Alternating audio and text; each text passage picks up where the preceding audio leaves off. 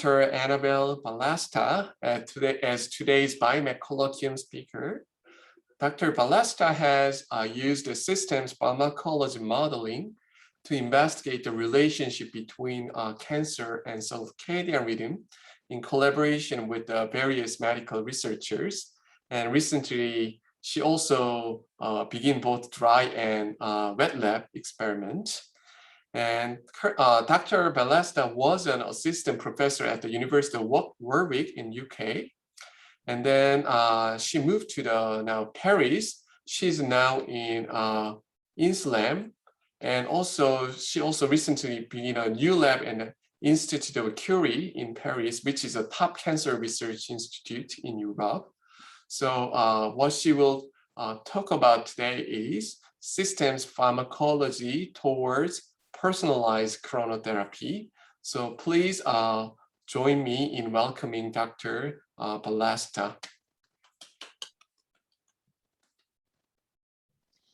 Thank you very much for the introduction, and thank you for the invitation. It's a pleasure to talk today about my work, about the work of my team. So I'm going to talk about systems pharmacology for cancer medicine.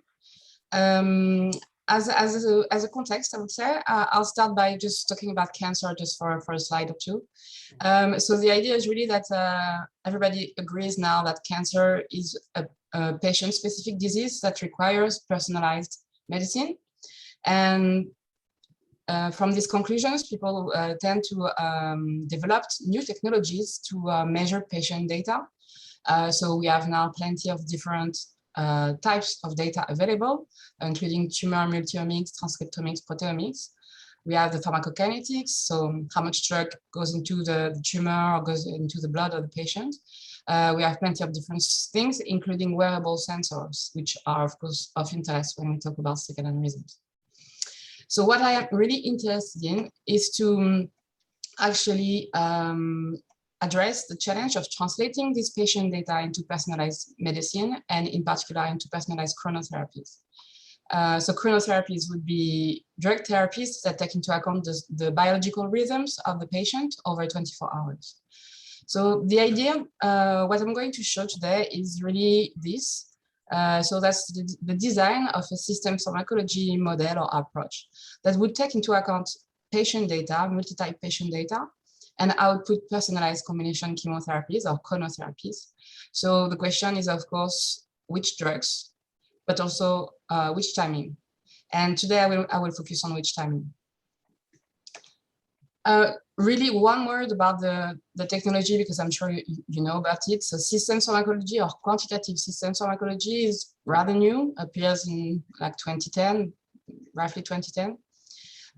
So the idea is to use ordinary differential equations to model intracellular regulatory networks and the drug PK/PD, which is basically the molecular events that happens into the body or into the cells once the drug is administered.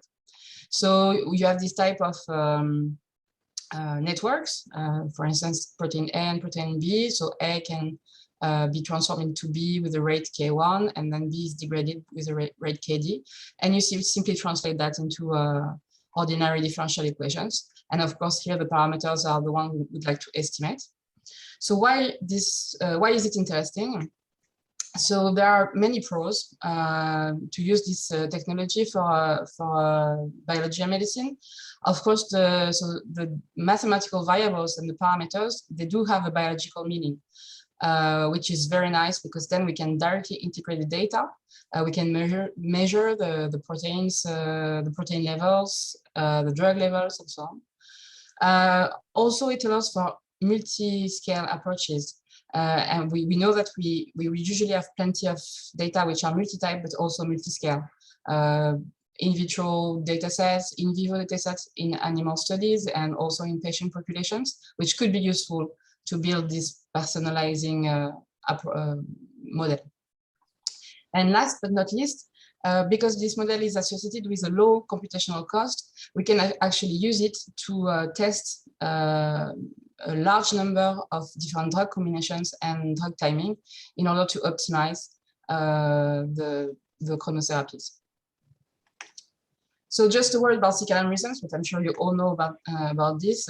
So the idea is that we do have rhythms over the 24-hour span. So that's typical rest activity rhythm, but we also have the core temperature that shows some oscillations. And of course, here I show the melatonin, and we have plenty of different other proteins cycling over the day. So this is all the results of a hierarchical circadian timing system. I'm going probably very quick on that because you all know about it. So you do have a central central clock in the brain that actually synchronize the peripheral clocks, which are in each cell of the body, basically. And the peripheral clock here then controls the different intracellular pathways. And the central clock, but also the liver, mainly, are also under the control of the external synchronizers that synchronize the rhythms to exactly 24 hours. And as you may know, the discovery of the molecular mechanism of the cellular clock was actually the topic of the 2017 Nobel Prize of Medicine, of Physiology and Medicine, awarded to 3 American researchers. So this circadian organization has some implications for drugs. I'm showing just one example here, which is the chronotoxicity of oxaliplatin. So oxaliplatin is a drug that is currently administered against digestive cancers. It's widely used. It's part of the gold standard treatment. And here I'm showing mice results. So we are in mice. So we have administered the drug very high, so that I think that's 25 milligrams per kilo. So that's a high dose of oxaliplatin to the mice. And the only thing that and I'm showing here the survival of the mice with respect to time, and the difference in between, the only difference in between the curves is the timing, which you have here. So halo is hour after light onset. So the mice, they see 12 hours of light and then 12 hours of darkness. And what you can see is that basically, if you administer oxaliplatin at the optimal time, so that's actually here, so halo 15, you only have 25% of mice which are dying. On the opposite, if you administer oxaliplatin at the worst time, now you actually have 75% of the mice that actually died after about a month basically. So meaning that the timing by itself can modulate the toxicity of the drug as much as the dose can.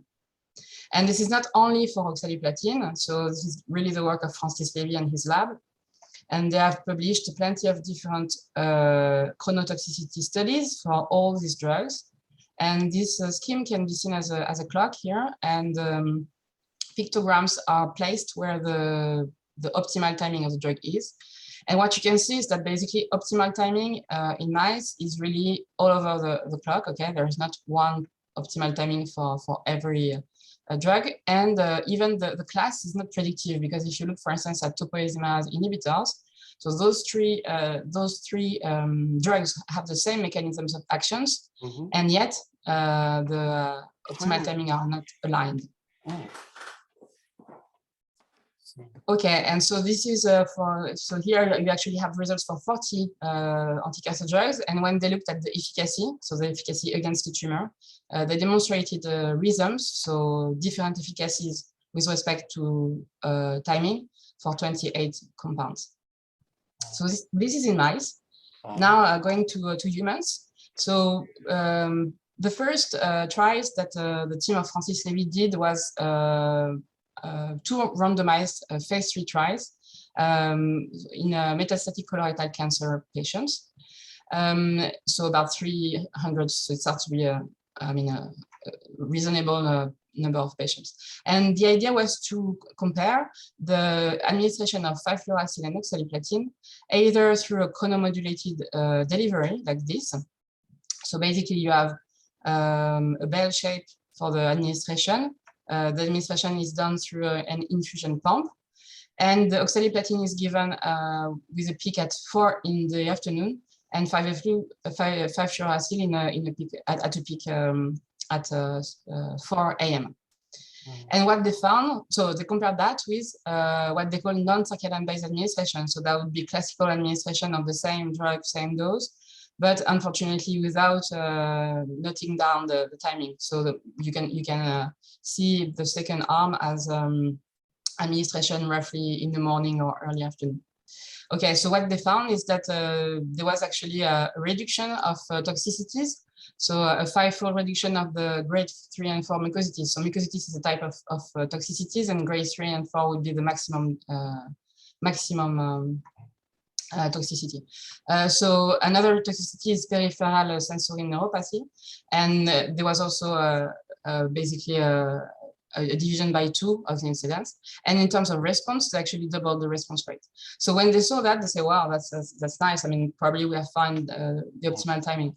But then it got a bit complicated, because when you look at the gender differences, so here, that's another trial, same pathology, but with other patients, same drugs. So here, the 0 is the one, is the scheme that I described. So 4 a.m. for 5-fluorouracil, 4 p.m. for oxaliplatin. And they actually shifted the trial by 3, 6, or 9 hours in order to test all possible timing. And the result is like this. So basically, so here we are looking at the mean percentage of patients that actually had severe toxicities. So there were more toxicities in women than in men. This is classical. I mean, this is published, and this is almost always the case. But what is interesting is that is basically the reason. So they tested that in men, and yes, that's really probably the best timing. This one and this one are the best timing for men. On the opposite for women, well, it's not the best timing. You are here. The mean of that curve for women here. That's women, okay. So the mean for that curve is 50%. So you are basically at the mean of your curve. And clearly, this is not the best timing for women. The best timing is around here. So here, plus 6 hour means around what time? 6 p.m. or? Plus 6 hour means, so for instance, for 5-fluorouracil, it means 4 a.m. plus 6 hours. So that's 10 a.m. 10 a.m. Okay, morning therapy is better. Yes, 10 a.m. for 5-fluorouracil, and then 10 p.m. for oxaliplatin. I see.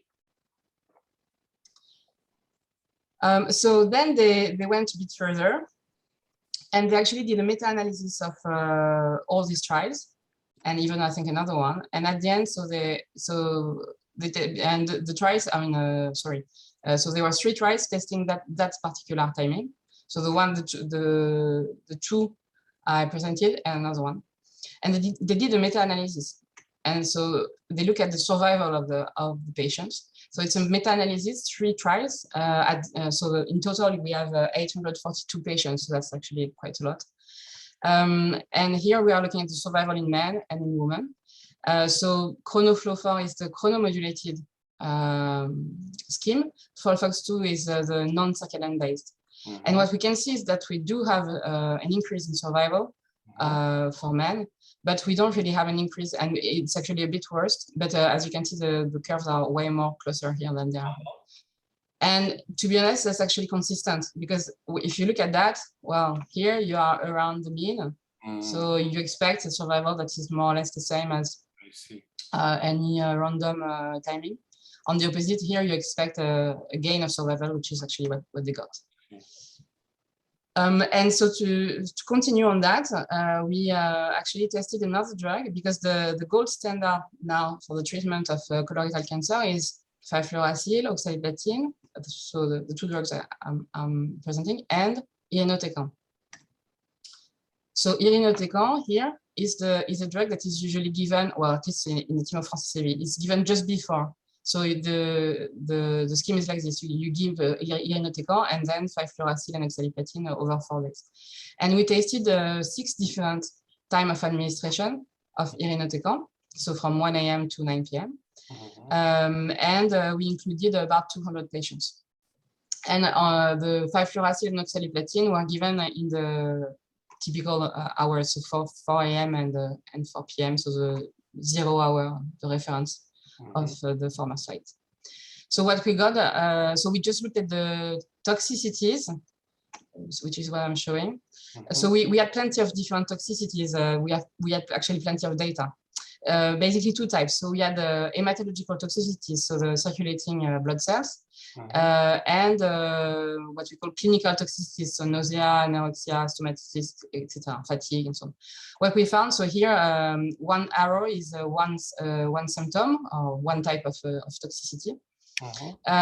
So the arrow pick where the optimal timing in terms of toxicity is. And as you can see, for women, the optimal timing was in the middle of the afternoon, around 3 p.m. For men, on the opposite, the optimal timing was in the morning, around 9.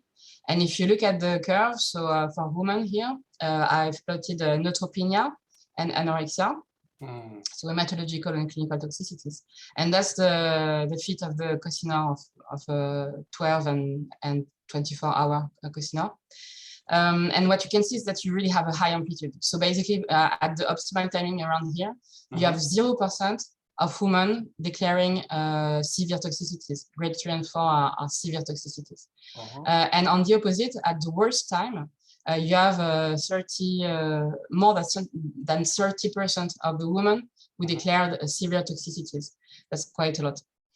And on the opposite, in men, the amplitude was not that high, but it was still high. Okay, here you get the optimal timing for men, and you have about 10%, and the worst timing you are around 25, I guess, a bit less than 25.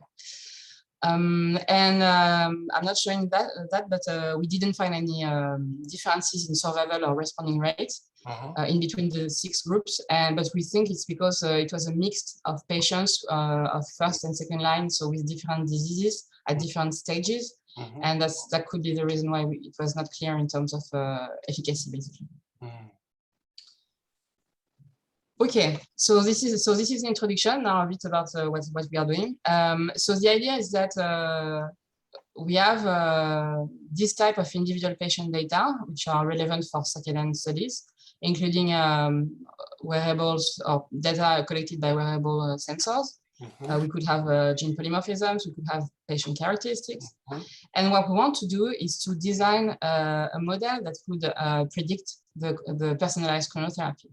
Given all that and probably other data, can we build such a model that design personalized chronotherapies? And the way we actually approach that is dividing the problem in two. This part would be what I will talk about in the first part of my talk. The idea is really, once you know here the drug pharmacology, or it's not what you want to model the drug pharmacology, and be able to optimize the chronotherapy, knowing the molecular events in the drug pharmacology. That would be the first part of my talk. And the second one is, okay, we want to personalize this. So we want to know here the control of the circadian system on that PK/PD model.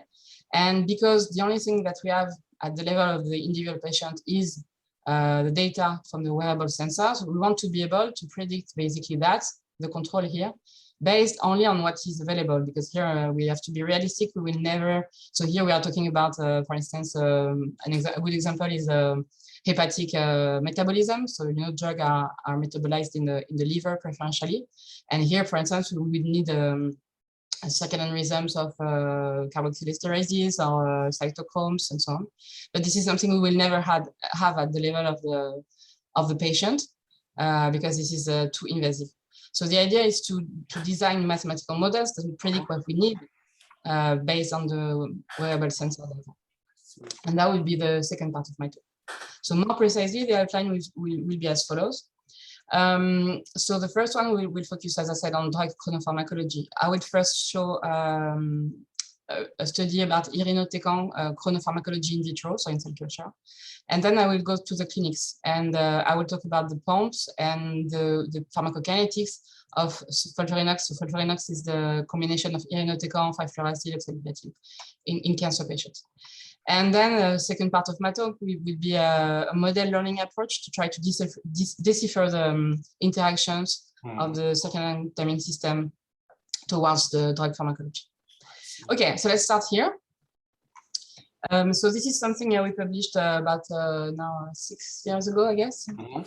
As I said, irinotecan is widely used, and we know that irinotecan shows chronotoxicity and chronoefficacy rhythms in mice and in patients. Okay, basically toxicity and efficacy of this drug depends on the timing, highly depends on the timing. So the aim is really to try to understand at the molecular level what are the determinants of these chronopharmacologies. Why do we have these rhythms? Which proteins or which pathways are actually the reasons why we get these rhythms of toxicities and efficacy? And then to design a mathematical model that will help to optimize irinotecan timing once we have the rhythms of these particular molecular determinants. So the methodology, oh, sorry about that. The methodology is basically a combination of experiments. So we chose Keiko2 cells, which are human colorectal cancer cells. And as I already mentioned, ODE-based modeling, ordinary differential equations, basically. Okay, so the model is as follows. So very quickly, CPT11 is irinotecan. It's administered in the medium, so it then can go into the cell. We think it goes passively, but it can be actively pumped out the cell by what we call ABC transporters. ABC is for ATP binding cassettes. Mm-hmm. Then the drug is activated through carboxylesterases activity. SN38 is really the important guy. So that's the active metabolite. Mm-hmm. And this active metabolite is then deactivated through the action of UGT1A1 mm-hmm. into SN38G. Okay, this guy mainly, well, a bit this one, but mainly this one can then act on the DNA, not really going into the details, but basically it creates complexes on the DNA mm-hmm. that can create DNA damages, like permanent DNA damages that will then trigger cell death. So this scheme was translated into ordinary differential equations. Here I'm just showing the one for this variable. And as you can see, so the first term is just entry, the uptake of the drug, passive uptake. Then here you have the efflux here. And here it's a Michaelis-Menten because you have a type of enzymatic reaction. ABCCBT is the transporter. So that's really here. Which plays the role of the enzyme. And then I'm sorry, because I'm actually describing for this one. Sorry about that. Okay. So here, yeah, of course, yeah, I'm sure you have corrected by yourself. So here you have a plus sign. So here you get here plus because you gain matters. Here you have a minus sign because of course you delete the matter. And here you have the activation. So that's this arrow, and here this is the enzyme, and you have the Michaelis-Menten. So that's the typical, I guess, ODs. And what is less typical, I guess, is that we do have circadian rhythms. We know that from the literature that we have rhythms here, here, here, and here. So here that's the target basically of the drug. Okay, so the way we model that is just to actually force cosines here in the enzymes. So here, this is not a constant term over time, but this is a first oscillator, just using a simple cosine, okay, m plus a cosine, etc. Okay, and at the end, the model has 9 variables, because we remove that because we don't care about it, because that's completely inactive, and 23 parameters. So of course, we need to estimate those parameters to have a relevant model. And for that, we went to the experiments.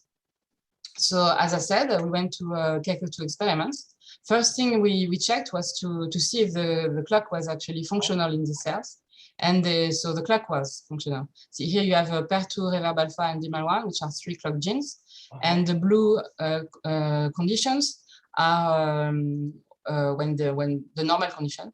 And the red condition is when you expose the cells to siRNA targeted to BMAL1. Which has the effect of lowering the BMAL1 mRNA expression, and this actually kills the clock. So basically, we acted on that, and this resulted in the red condition for all pictures. And also here you have the transporter, efflux transporter, carboxylesterases, so activation. deactivation, and here the target. And we found a 28-hour period. Okay, so we are happy because the experimental setting is exactly what we wanted. So now let's talk about the drug. So we expose the cell to the drug. First thing we measured was the pharmacokinetics, so the amount of drug, CPT11, and active metabolite, SN38, in both the extracellular compartment and intracellular compartment. So basically what is very interesting is this active metabolite in the intracellular compartment. And the three colors are actually three different times of administration. So here we have a 0, which is defined as the beginning of the synchronization of the cells. And CT2 is 2 hours after the 0, so CT is for second times. And as you can see, the level of active metabolite can be almost multiplied by 2 if you go from CT2 to CT14 administration. And to make sure that this was actually due to the clock, we killed the clock. And as you can see, we didn't find any differences with respect to timing, which tends to confirm that the differences we saw here were actually due to the circadian clock. So Annabelle, okay, so now what happened at the time 0 here? Did you give us some drug at time 0 or? No, so not drugs, but we exposed the cells to a large amount of nutrient. This is called serum shock. I see. And this has, this has the effect to synchronize all the cancer cells. I should have said that. So basically in a petri dish, you have about 2 to 4 million of cells. If you don't do anything, the clocks are not synchronized and you cannot see anything. So you have to synchronize them to be able to measure what you want to measure. I see. So you give a lot of nutrients and then the response are different depending on the circadian time. You just expose during 2 hours.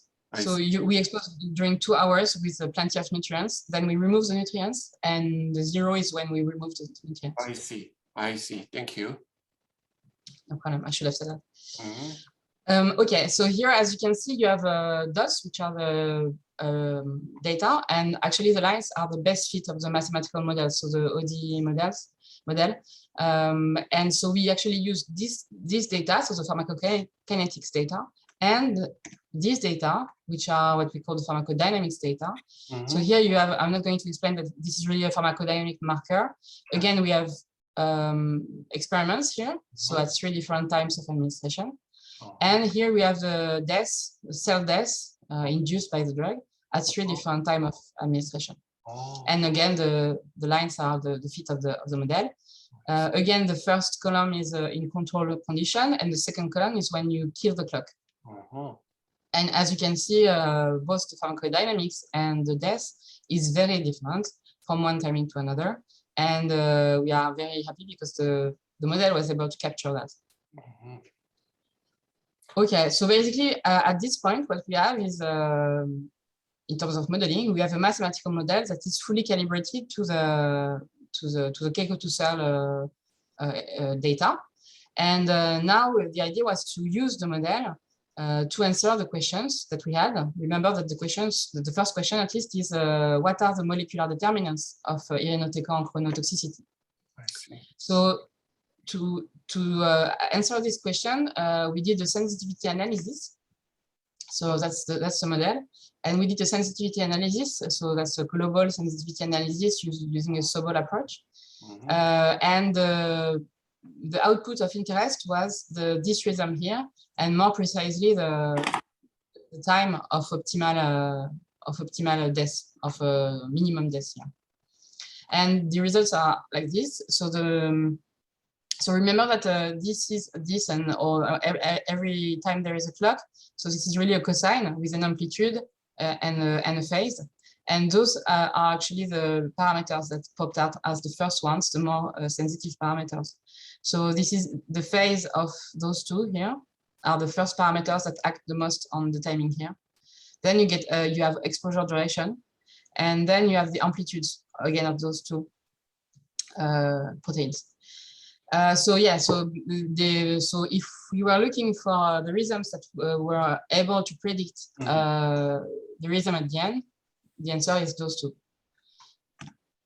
And that's what I've written here. So basically, if you translate this result into a patient, the idea is that okay, if I want to predict optimal timing of death, then I have to measure those two elements. That's basically the idea here. Okay. Okay, so that's one aim. So that's cool. That's what we wanted to do. So second aim was to use this model to try to optimize irinotecan timing and exposure. So we placed ourselves in a situation that mimic basically the patient situation. We considered two cell populations. A healthy cell population that is basically a cell population with a functional flux, which are all synchronized. As you can see, they all show the same time, which is usually how the healthy organs are. And a second cell population, which is of course the tumor. So we know that in the tumor, you can have plenty of different clocks. You can have broken clocks, and you can have clocks which are not synchronized in between each other. So if you look at the level of the population for those cells, what you see usually is a flat pattern, because you just average over thousands of cells or millions of cells with different clocks. So this is how we modeled that. So basically here you have nice rhythms, so in the proteins of the model, and here you have flat rhythms. I see. And in terms of output, what we will use to measure drug efficacy is the last variable, which is called the irreversible complexes, which is just that one. Okay, here. Okay. So now, first thing, we just went and see the cancer cells. So the one with a flat pattern. Okay, so here there's no reasons. And so here we are looking at the drug efficacy. So that's irreversible complexes, as I was mentioning, with respect to the exposure duration, but also the dose. To be honest, it's not the dose, it's the cumulative dose, because here we are in a cell culture experiment where the dose, the drug is not cleared. Okay, so when you put the drug, it stays for a long time. So that's the reason why I decided to use cumulative dose and not just dose, because it's not exactly the same. Okay, so what we see is that basically you do have an exposure, an optimal exposure duration here, which is between 2 hours and 8 hours, more or less roughly, and that increases with the dose. And this is to kill basically those white dots corresponds to the best way to deliver a particular dose of the drug to kill the highest number of cancer cells. So no reasons. Okay, now second strategy or second exploration, because this is just simulating the model here. So the idea was to minimize toxicity on healthy cells. So here the healthy cells, they do have a circadian rhythm, okay? So we fixed the dose, random cumulative dose. And now here you still have the duration, but now here on the x-axis, you have the circadian timing of exposure. And now what you can see is that, of course, the cells do not react at all in the same way when you give the drug at CT2 or 3 here, or when you give the drug actually on that plateau, which is clearly a plateau. So what you can see, which I think is a bit interesting here, or what is interesting here, is that you don't have a cosine shape, okay? For this particular cells and this particular model, you have actually something that is not very in favor of minimizing toxicity, because you have a small time window of low toxicity, but then a high time window, or long time window, sorry, of high toxicities. Okay, and so to go a bit more in the realistic situation, we wanted, of course, to consider both populations. And the way we have formulated the optimization problem was to maximize the efficacy on the cancer cells under a constraint of maximal allowed toxicity on the healthy cells. So the idea about this is really that we don't want really to minimize the toxicity, because if we do that, if we just say, okay, let's maximize efficacy and minimize toxicity, we may arrive to some solutions that are not satisfying in terms of the clinics, because the clinicians, they know that, for instance, blood cells, they cannot go under a particular threshold. So we really need to take into account that there are physiological thresholds that cannot be passed. And this is why we decided to use this type of objective functions in the optimization. So basically, in terms of methods, we develop a cost function that is just translating that in terms of modeling. And then we minimize this function using the CMAS algorithm, which is an evolutionary strategy, very good in minimizing complex fitness, complex cost functions. Okay, and the results are here. So here I just plotted the predicted protein activity for each protein, so carboxylesterases, UGT1A1, ABC-CPT, and ABC-SN. And here, those are the optimal exposure scheme. So the idea here is that on the y-axis, you have the threshold of toxicity. So you can, so this one, you know, this threshold here, maximum allowed toxicity. So you can see that as here you would have maybe a weak patient, and here you would have a strong patient, maybe I don't know, a younger patient. So this is what we allowed the toxicity to be. So of course, when you increase the threshold here, the cumulative dose, the optimal, also increase. But on the opposite, if you look at, so here you have the circadian timing on the y-axis, on the x-axis, sorry. What you can see is that all scheme tends to start at the same time, and they actually last about 4 to 8 hours, basically. And in a way, this is what was expected, because if you want to take advantage of circadian rhythms, you cannot expose over a 24-hour period, otherwise you are just doing a constant administration. And again, we find the optimal window around, so starting at CT 130 to 150, so that's basically CT2 here, which is what we, well, what was expected. And if you just compare to the rhythm here, you can see that this is really aligned to the low values of carboxylesterases. And also not really aligned, but also here the UGT actually also have some effect on that. But just to maybe emphasize the fact that this is not that simple. Those two rhythms, so the transporters, remember that they were not sensitive in the sensitivity analysis. They were really far away in the importance of parameters, and yet when you look at the profiles, without doing the sensitivity, you could conclude by mistake that this is actually also aligned to the low toxicity. So just to tell you that, well, of course it's not that simple, and the mathematical model can really well, it's actually mandatory to understand what is going on here. So what is the CES? Could you remind one more time? Sure. Okay, CES is the activation protein, UGT is the deactivation, and the ABC-CPT would be here, and the ABC-SN would be here. So and just to remind you, yeah, so those ones are really the ones of important. The key one, I see. Yeah, here.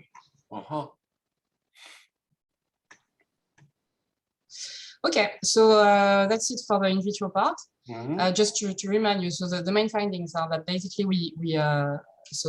we discovered that you needed those two proteins, or the circadian rhythms of those two proteins, to be able to predict the optimal timing of irinotecan in these particular cells. Of course, we don't know if we change the cell line how it will be.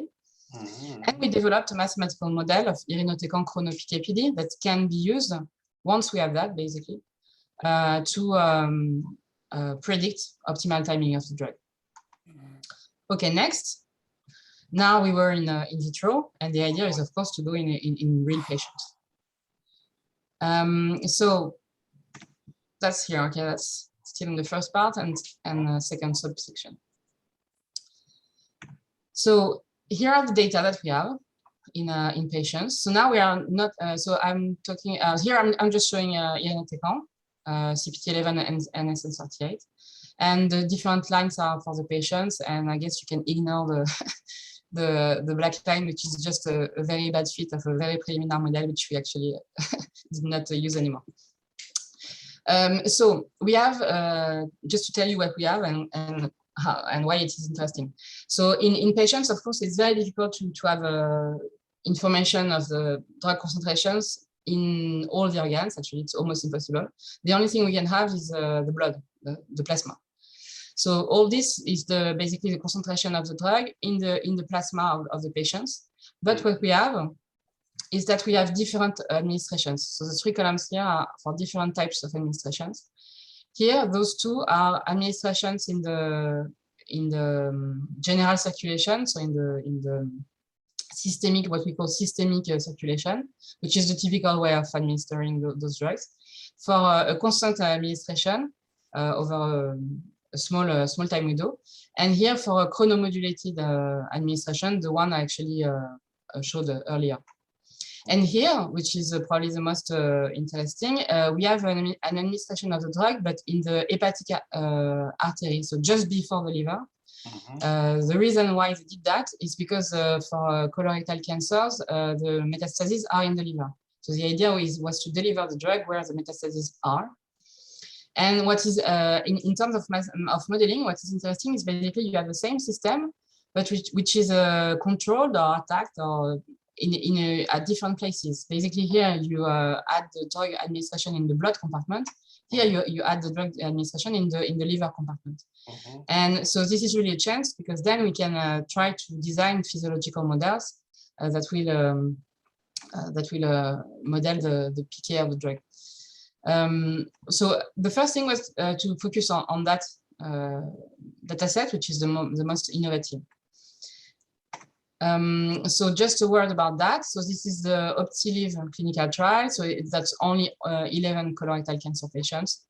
And the idea is to deliver the drug, so through a pump. That's the same pump as I mentioned. So you have the 3 drugs. So here we are not talking about irinotecan anymore, but irinotecan, oxaliplatin, and 5-fluorouracil. And you have also the glucose that is here to rinse the tube in between the drugs, because you don't want the drugs to mix. And this is the scheme of administration. So first is irinotecan, then you rinse here, then oxaliplatin, then you rinse, then 5-fluorouracil, and like this for 4 days. And we collect plasma samples in the patients. Okay, so here are the data. So we have the data for the 3 drugs. For oxaliplatin, for oxaliplatin we have what we call ultrafiltrate, is the free fraction of the drug, because the drug binds to the protein. That's the important one, I guess. So the dots are the data. Each figure is for 1 patient. So here actually we have 10 patients, not 11. And the first thing we did was to build this type of model, which are, well, semi-physiological, I would say. So here, of course, we represented the liver, because this is where the drug is delivered. And then you have the free fraction and the bound fraction of the drug. And here you have some binding and unbinding coefficients. Then you have the transport from the liver to the blood, and then from the blood to the other organs. So that's really, really rough. Again, this, of course, this is very, very big. And in terms of clearance, we know that oxaliplatin is mainly cleared by the kidneys, so the clearance is just here. So we designed this, and then we try to fit the data. And those are the curves here. The best fit is here. And as you can see, there are some problems. First problem, this for several patients, we have this very strange data points, which are really high in terms of as compared to the model prediction. Second problem, we have this type of delay in the sense that in the patients, we don't see the drug after a few hours, although the model actually predict that the drug should be in the plasma of the patient. And then we say, well, there is a problem. I mean, there's something we don't understand. So then we said, well, it must have to do with the pump, with the infusion of the drug by the pump. So we went back to the mathematics and designed a mathematical model of the drug transport from the pump to the patient. So basically what we model is the tube here, or more precisely the transport of the drug from the pump to the liver of the patient inside that tube. And this is what is represented here. For 0 is the pump, And here, what we call L, capital L, would be the patient. Okay, that's really the distance.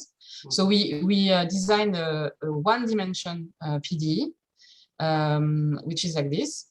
So U is the drug concentration that depends on X, distance from the pump to the patient, and of course of time.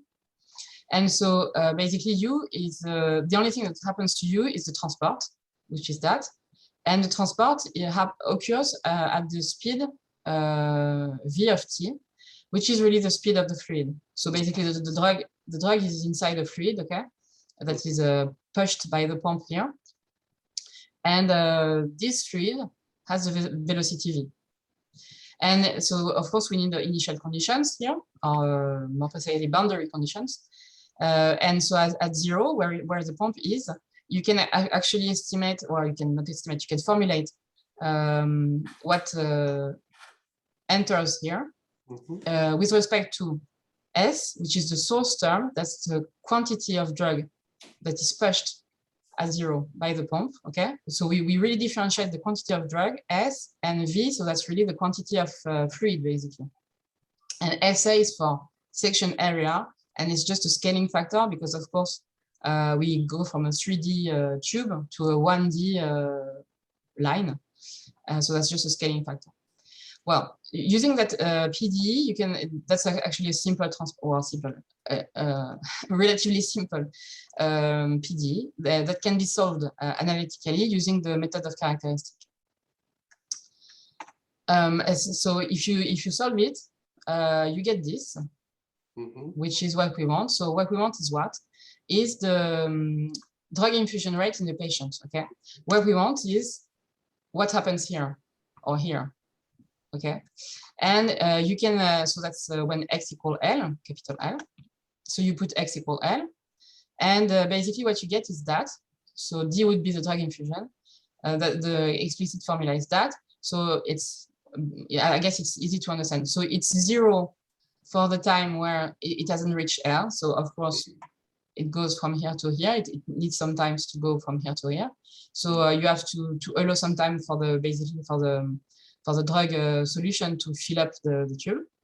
And once you arrive at this time, it actually has this formulation. And if we just plot this profile, so D of T, so that would be the orange for the 3 drugs, irinotecan, oxaliplatin, and fluoracil. You can actually plot D of T, so that's in milligram per hour, so that's really the rate of administration of quantity of drugs. And you start to see what was the problem in the data, or in the comparison between the data and the model. So orange is what we model with that. Of course, at the beginning, you need some delay here that you can have, that you have for the drugs. You need some delay for the tube to be filled up by the drug solution, because at the beginning the tube is filled up by glucose, so there's no drug in that. And that's common sense. Well, at least when you see that, that's really common sense, but it was not common sense, I guess, at the beginning, or for the clinicians. And then you have this, and you reach. So I forgot to say that the blue is what was intended by the clinicians. They wanted to deliver that, and they thought they were delivering that. And so first problem, a delay at the beginning. Second problem, okay, you arrive here, and then, oh, wait, you are rinsing with the glucose. But when you are rinsing with the glucose, you're actually pushing the solution, which is in the tube. You are pushing the solution towards the patient. And this results in a drug administration, a peak, basically, of that amount for irinotecan. But if you just look at oxaliplatin, that's clearly probably more of a problem, because as you can see, the peak is actually really high. And if you look at here on the right, you have the percentage basically of drug that's administered over time. So for irinotecan, here the peak is really nothing, it's few percent, it's actually 2% of the dose, so that's really not a problem. For oxaliplatin, here when you actually deliver the drug with the peak, you actually deliver 10% of the dose. So that's actually massive. You administer 10% of the dose. I remind that oxaliplatin is a really aggressive and toxic drug, and this is absolutely not something that the clinicians want to do. And for 5-fluoroacid, this is a medium situation where we actually when they administer 5% of the dose.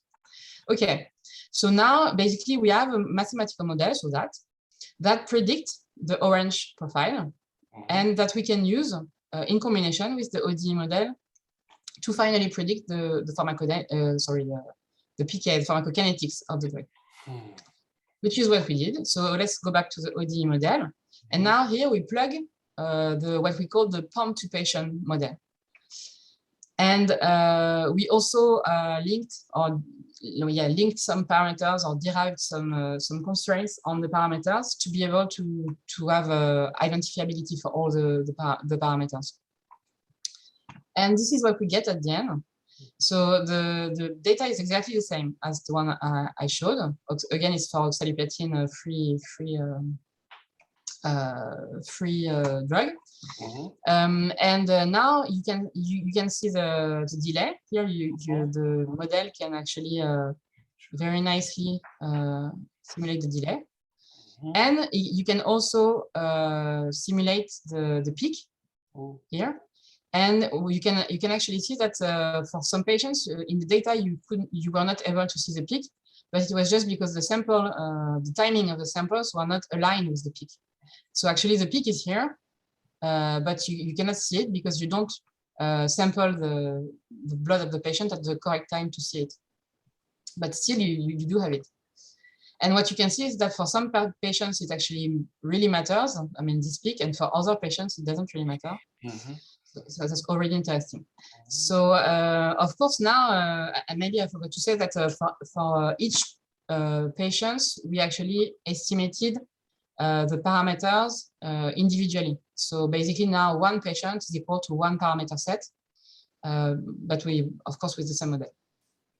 So now that we have 10 or 11 parameter sets, the idea was to compare them. So this is what we did.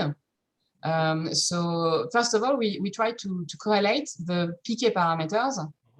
So I'm really talking about these parameters, okay? That's really those parameters. So first of all, we tried to correlate the PK parameters with the patient characteristics, in particular sex. And we also had a few gene polymorphisms, but there were no correlations. However, okay, it's only 10 patients, so maybe that's the reason why we didn't find any correlations.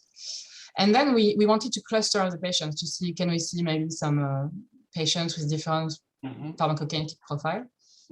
And we actually arrived to 4 clusters for irinotecan, 2 clusters for oxaliplatin, which was really 1 patient here and 9 other patients here, and 4 clusters for 5-fluoroacid.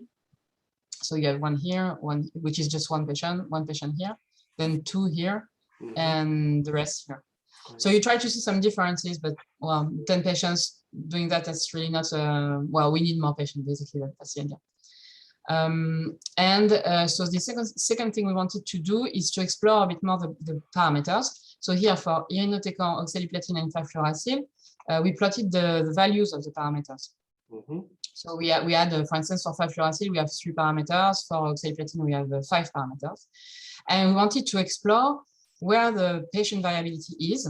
And as you can see, you know, for instance, if I just focus on oxaliplatin, for this parameter, you have a standard deviation that is rather small, this one as well, this one as well. On the opposite here, well, you have very large deviations in between patients.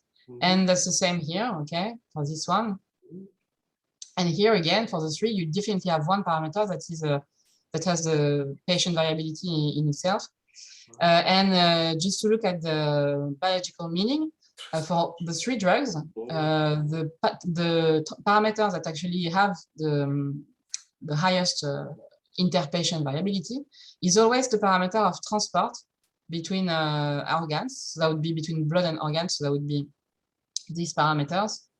Here, that would be those parameters. And here, actually, they are set to equal. So that's really those 2. And in comparison, so the parameters of clearance, so kidney clearance, and here that's intestinal clearance, they tend to be more homogeneous with respect to patients. Okay, so that's it for the findings. to conclude on that part, so we identified actually a misuse of the infusion pumps that induce both a delay in the administration and a spike, a drug spike at the end of the administration. We could have some clinical impact. We designed, I guess, an innovative framework combining partial differential equations and ordinary differential equations that actually achieved a very good fit to the individual data at the end. And we predicted that the interpatient variability was really due to the drug transport and not the clearance. And of course, as you probably saw, we did not include the circadian rhythms of all that because in terms of, we could not afford it because the parameter identifiability would not have been ensured anymore. But that's really the idea. The next step is to integrate the other data sets which I showed you to be able to also integrate the circadian rhythms and finally predict the pharmacokinetics, the chronopharmacokinetics of these drugs. Okay, so that's it for the drug pharmacology. I guess I'll speed up a bit. So finally, I would like to show you the second part of my talk, which of course is shorter than the first one. So the idea, let's forget about this one. So let's say, okay, here, for instance, for irinotecan, we know that what we want here is the circadian rhythms of carboxylates and UGT1A1. Okay, UGT1A1. So now the question is, how do we get this information at the level of the individual patient? And the only thing that we can use is basically the wearable sensor data. So the way we have designed this model is to separate the cellular clock here, so the molecular clock, so with the PER2, BML1, and so on. Then we know that the clock actually acts on some particular key proteins. So for irinotecan, that would be carboxylase esterolysis and UGT1A1. That will then be input into the PK/PD model. And so the first thing we actually did was to look at that. And the question was, can we design a model like this? So basically, this end up at predicting the cellular clock from the wearables data. And we did that in mice because that's where all the data was available. Unfortunately, in humans at the moment, we are still waiting for a complete data set. And we actually focused in the liver, which is where the clocks are the strongest and with a very important, I mean, this organ, the liver, is very important for drug metabolism. Okay, so we actually designed, well, we refined an existing mathematical model of the clock published in 2011 by Angela Redejo and his team, and her team, sorry. So the idea is really, again, an ODE-based model. This is refined because now it's really quantitative. I will show this in a minute. We have all the different feedback loops, which I'm not going to describe. And just to show you how the equations look like. So you have X, so for instance, BML1 mRNA is either, so you have here a transcription term, and then here you have a degradation term. And this transcription is a bit complex. It depends on other genes or proteins, which we call modulators.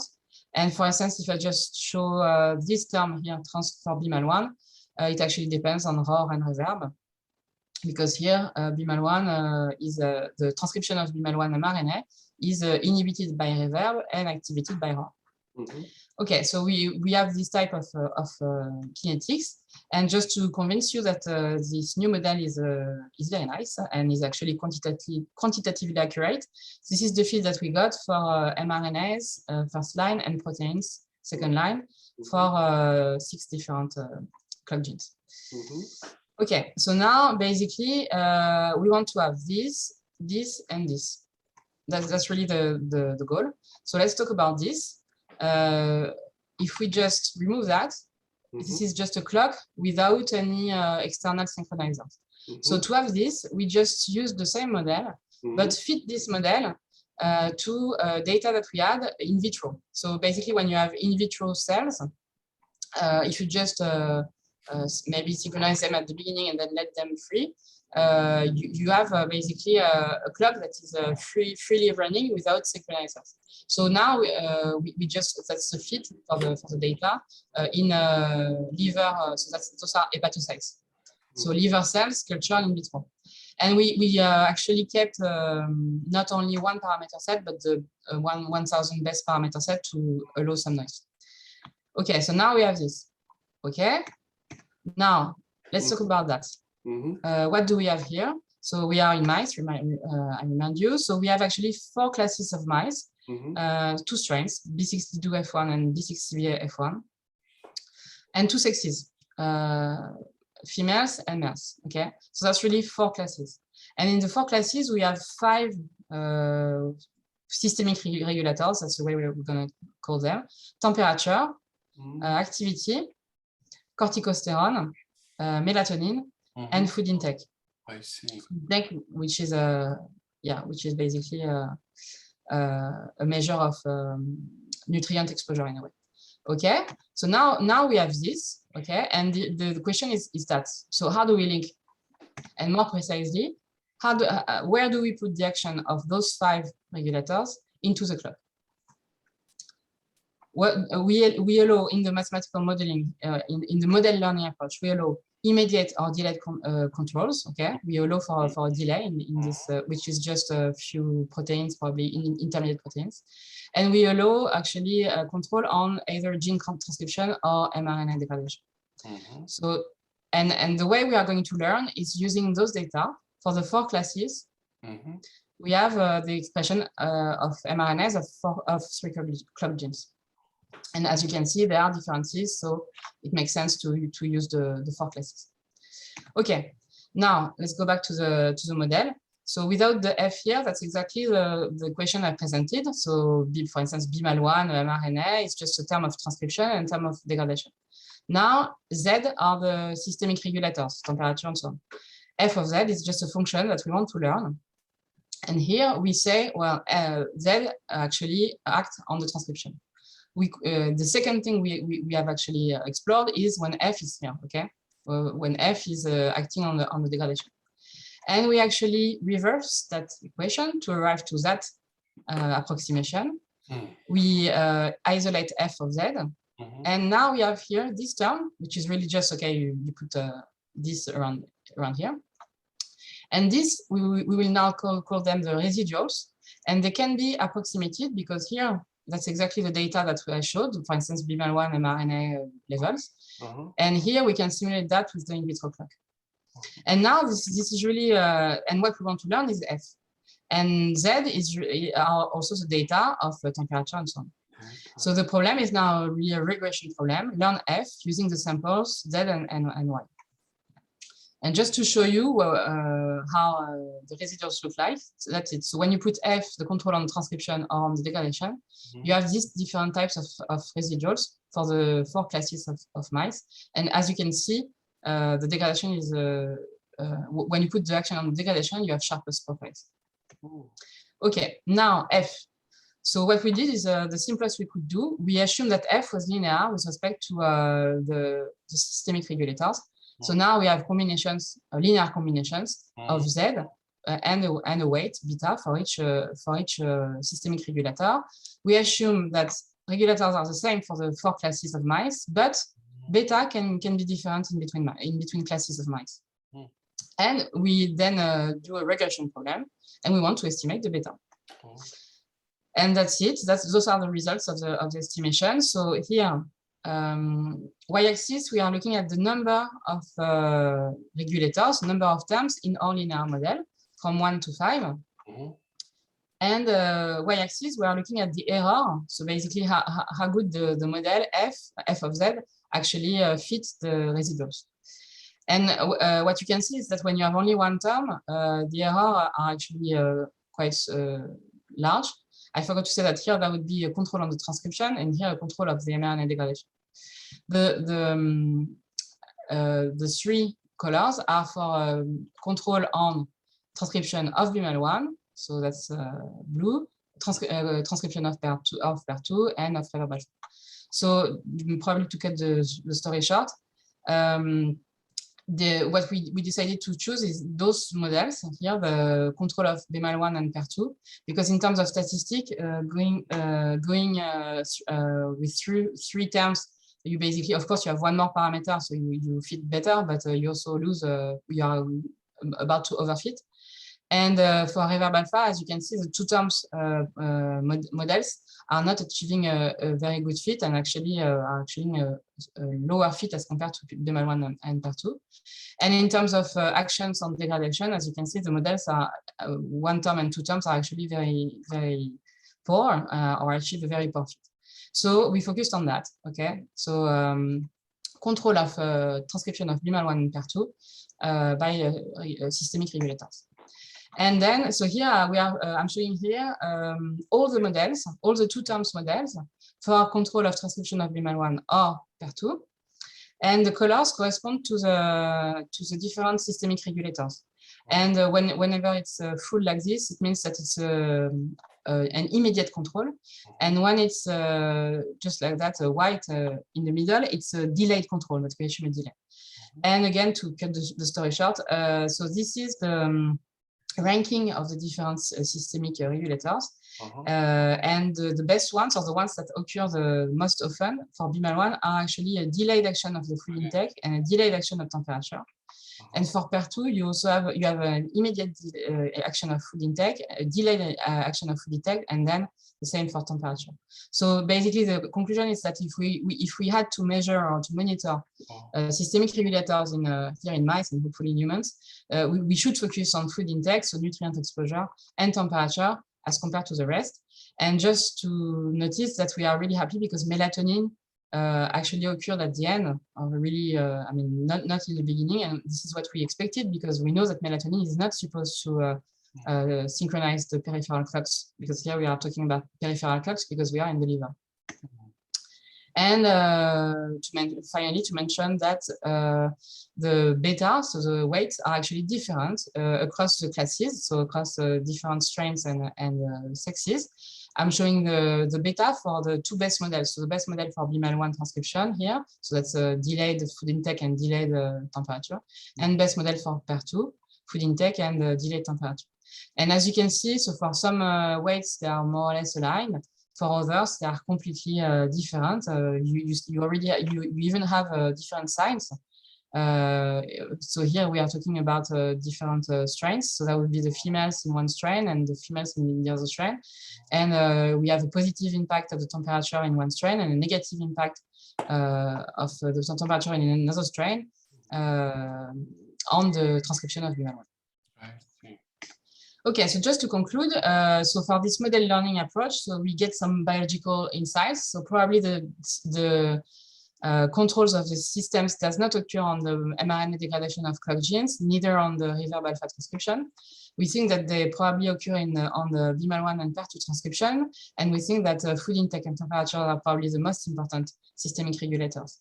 And we have discovered that the controls of the systemic regulators are probably different, or depends on the genetic backgrounds and sex of the mouse and probably of the patients. And in terms of methodological findings, so we again just to conclude on that.